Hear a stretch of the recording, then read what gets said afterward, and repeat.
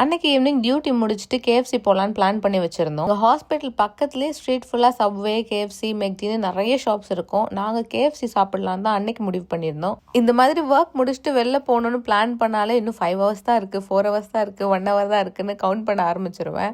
அதுவே நமக்கு ஒரு ஹெக்டிக்கான ஸ்ட்ரெஸ்ஸான டேவை புஷ் பண்ணுறதுக்கு ஒரு நல்ல எனர்ஜி கொடுக்கும். ஸோ அப்படியே போய் என்னென்ன வேணுமோ எல்லாரும் டக்கு டக்குன்னு ஆர்டர் பண்ணிவிட்டு ஃபுட்டும் வந்துடுச்சு.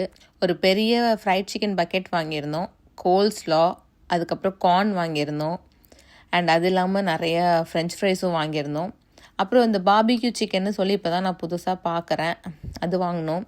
அப்புறம் பெப்சி வாங்கினோம். அது இல்லாமல் எப்படி ஸோ இதெல்லாத்தையும் சேர்த்து வச்சு 3 பேரும் பொறுமையாக அடித்து நாக் அவுட் பண்ணிட்டு இருந்தோம். அண்ட் நான் நிறைய பேர் சொல்லி கேட்டிருக்கேன், இந்த மாதிரி ஒர்க் கொலீக்ஸ்லாம் பெஸ்ட் ஃப்ரெண்ட்ஸ் ஆக்கக்கூடாது, வேலைக்கு போகணுமா வந்தமான்னு இருக்கணும் அப்படின்னு சொல்லிட்டு. பட் நான் அப்படி கிடையாது. இன்ஃபேக்ட் நம்ம கூட வேலை செய்கிறவங்களுக்கு தான் அந்த வேலையோட ஸ்ட்ரெஸ்ஸு, கஷ்டம், புலம்பெல்லாம் புரியும். அவங்களே நம்ம பெஸ்ட் ஃப்ரெண்டாக இருந்தால் இன்னும் பெட்டராக அண்டர்ஸ்டாண்ட் பண்ணிப்பாங்கன்னு நான் நினைப்பேன். உங்களுக்கு எப்படின்னு கமெண்ட்ஸில் மறக்காமல் சொல்லிட்டு போங்க. பாய் பாய்.